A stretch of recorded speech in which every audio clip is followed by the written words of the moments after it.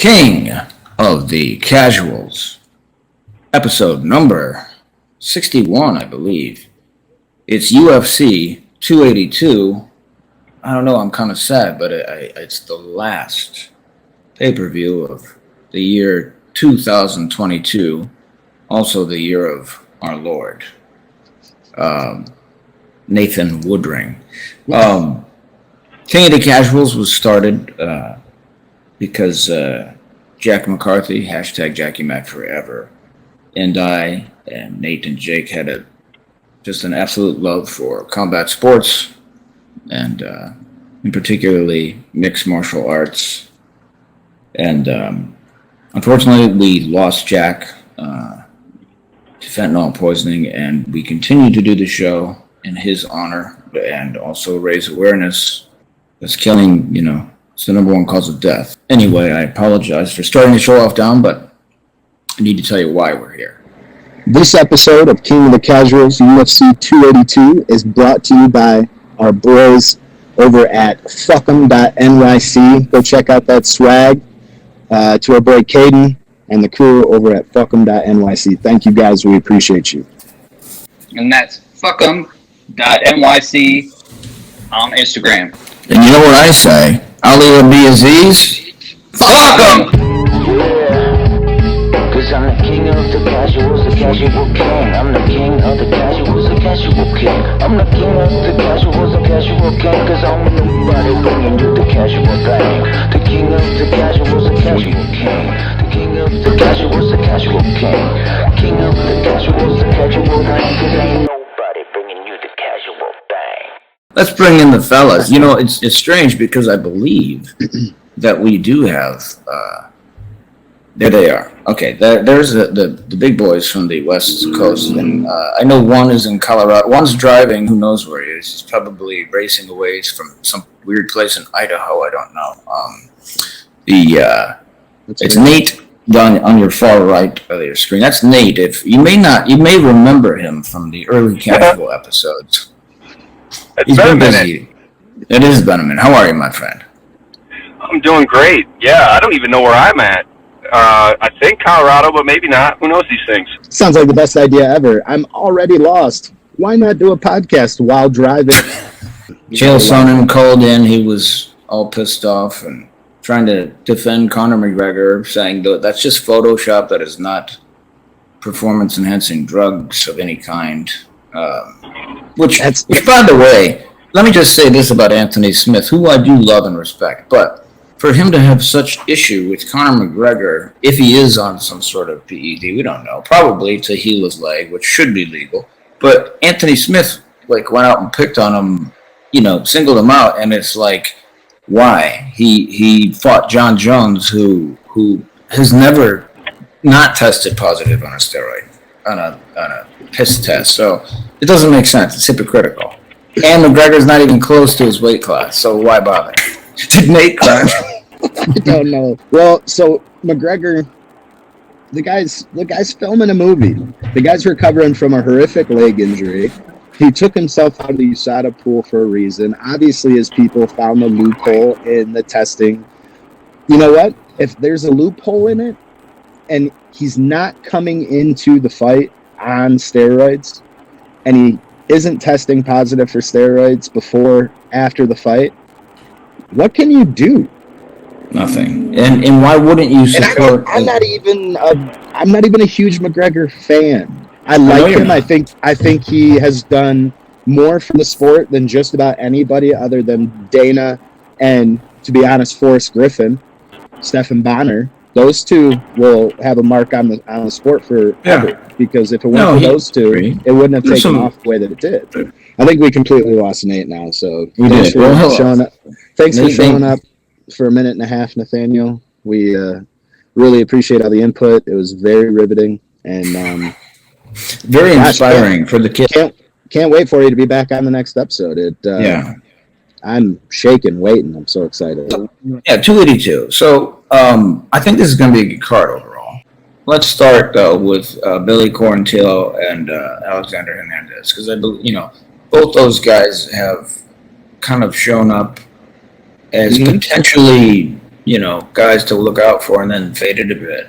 Like when Cowboy Cerrone beat Alex Hernandez, Yeah. there was like beautiful poetic justice in that, and Cerrone humbled him. Guys are trying to be I a know. character, But, Yeah, honestly, in this fight, I think Alex Hernandez actually pulls this fight out. I think he wins this one. Well, he's good everywhere. He's a plus 140 underdog in the fight. Quarantillo is a minus 165 favorite. Why is he favored, do you think? Yeah. So, I mean, really, they're not that different, though. Like, Quarantillo is Right. 16-4. Hernandez is 13-5. But they're both coming off of a loss. But everything else is almost identical when it comes to matchup-wise. So, I mean, the records aren't that far off. Who do you got? I got Hernandez. I think he takes this. I'm going to take Billy. Okay. All right. All right. Okay, so then we move into Chris Curtis Yeah. and Joaquin Buckley, who had one of the most amazing getting his foot held and then spin kicking. That was like, one of the best knockouts in UFC history. Top 3 in my opinion. and yet Kevin Holland just starched him with one shot. MMA math. Again, both coming in off of a loss. But I think Buckley is, if he settles down in the ring, stays focused, and works his game plan, and I know you can say that for any fighter, but Buckley has got the strength, he's got the speed, he's got the technique on the ground and standing to where I think he can win this fight, and I think that's what Vegas sees as well. I wonder what Nate has to say. Buckley versus He's back. Chris Curtis. I'm glad to know you didn't crash. Yeah, we were a little worried. Yeah. Worried. The screen went, and I was like, Nah, I was going through the backcountry, lost connection, so I figured I'd get to a place where I knew I had some and call back in. did you say bat country? Yeah, I was in between big cities, I guess you could say. Bat country. We can't stop here. This is bat country. If you hear banjos, Nate, Chris Curtis, Joaquin Buckley is actually, I think, one of the better fights on the card, and it's in the prelims. Who do it's you the got? first prelim fight. So, Nate, the odds here, you got Chris Curtis, number 15 in the middleweight division, plus 145 against Joaquin Buckley, unranked at a minus 170 favorite.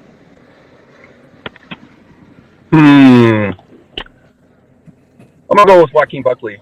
So, did you give your pick, Jake, on this one? Yeah, I got Buckley on this one. Okay. I'm going to take Chris Curtis. It's not a bad bet. Not a bad bet. No, I think he's a better all-around mixed martial artist than Buckley. Really? Buckley, I do. Buckley seems to be strike heavy, and I don't know. He don't get me wrong. I think the guy is pretty solid, but he relies on that huge overhand right. Yeah. And he does move a bit. He fights a little bit. You can tell he was a fan of Mike Tyson. Lungiambula versus Shabazian. 11-3 Shabazian against 11-5 Lungiambula. The thing is, Shabazian's 6'2". to Lungiambula's 5'8". This fucking But the the reach, sound keeps going out. I can't fucking hear anything. Hey, Nate, we're in the middle of a podcast here. so this is a middleweight bout, and they Yeah. have listen to the weights on this. Lungiambula comes in at 201, and Shabazian comes in at 196. That's the weights they have for this middleweight bout. Was this fight scheduled late or something? Honestly, I don't know. I don't know what's That's going on. weird. Welcome back, Nate. Thank you. Yeah, I don't know what the fuck's going on. I'll give it one more shot. Well, keep trying. It's all good. So we're talking about Edmund Shabazian versus Dolce Lungiambala. Lungiambala. So I'm gonna guess that. Shabazian's in the past looked very promising, but he lost, I think, 2 in a row, maybe. So he's favored. He's at a minus 295. I think he takes this fight. He is favored. I think the size. Well, there is really no size difference. I don't know. I think Shabazian takes this if he doesn't get caught by the just pure strength of Wendy Mbala. Yeah, Wendy Mbala he's a touches big him boy. once with a solid punch. I think he's done so. I'm going to go with Shabazian. Yeah. Nathan? Yeah, Shabazian's favored 295, Nate, minus 295. I'm going to go with Shabazian because his back's up against the wall. I mean, you get a fourth loss in a row, you're most likely getting cut. So, yeah, it's do or die now. And, Conor McGregor. you know, he's going to be desperate and, you know, do whatever he can to get it. I mean, obviously anybody can get caught, but, yeah, this is his last shot to stay in. If you get another loss, he's probably donezo. To talk about Jairzinho Rosenstrike, one of the all-time great comedians of our time, and one of the best dressers, casual dressers of all time, and goes by the name of Casual Josh. Oh, man. I mean, right? You look like you've been in the gym, and I admire it. I admire your hard work. It's nice to see. Do you have the cowboy boots on, or I'm afraid to ask you to stand up? I'll leave that to your imagination. I mean, that's about the only thing left to the imagination. Jairzinho Rosenstrike versus Chris Daukaus, who's like brother fought last week, little brother, but Chris Daukaus he's good, man. He's a beast. I've only seen him lose once.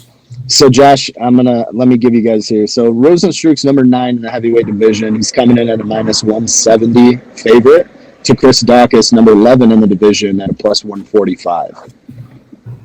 Hey, man, I'm going with Rosenstrike. He's got strike in his name, man. Freaking knock his block off. You know what I mean?